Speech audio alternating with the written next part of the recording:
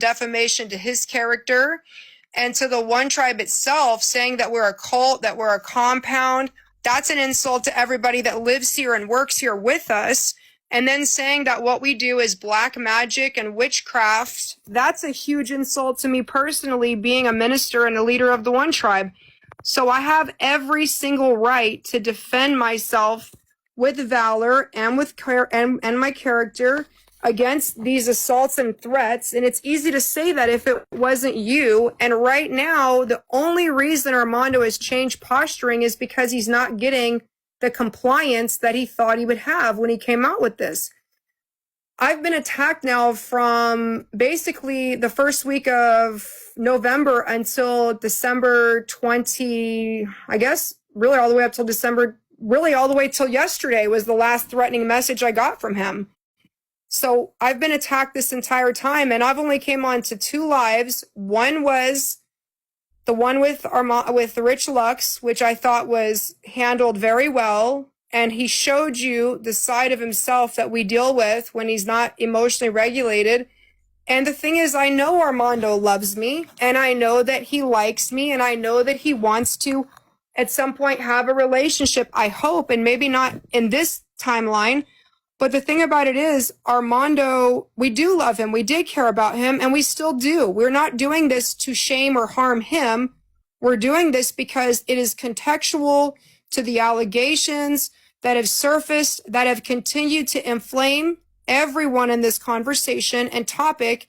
And I understand now, he has somebody to garner sympathy.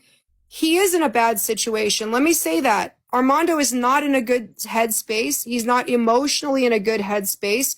He's not mentally and physically probably in a good headspace. And he is in a financial bind, I imagine. He's in the same circumstances that I found him in originally when I brought him to Austin and we paid for his bus ticket and his 5-star hotel and his retreat and gave him money and free classes and free readings. We brought him out of that situation, all of that. Okay, so I understand where you're coming from with the empathy and we shouldn't attack Armando and he finally quit attacking you. But if you go and you march on somebody's city and you burn that shit to the ground and then you decide to retreat and that now you are not going to be doing that anymore and everything that they've built with you is burned to the ground in cinder and ashes and he's over there calmly eating a sandwich and you go over there with pitchforks and shovels, does the person that's sitting eating the sandwich accuse you of being the attacker when it's called reactive?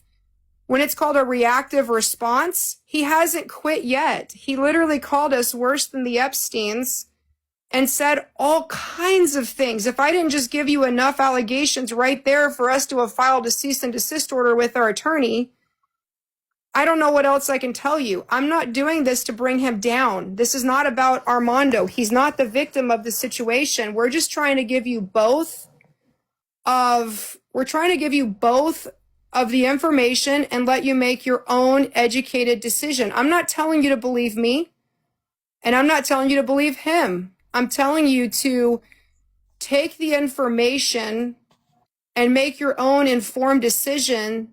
Kill yourself. Right? To the truth.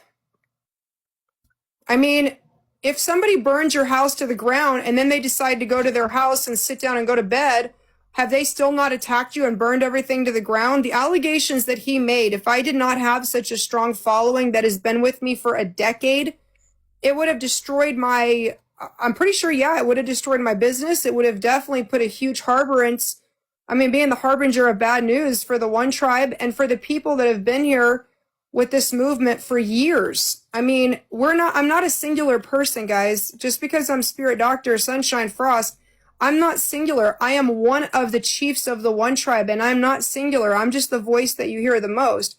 Mr. Sunshine is a highly respected healer and chief of the One Tribe. He's one of our tribal leaders. We have many of them. White Feather is one. Angel Boss is one. Andrea Rockwood is one.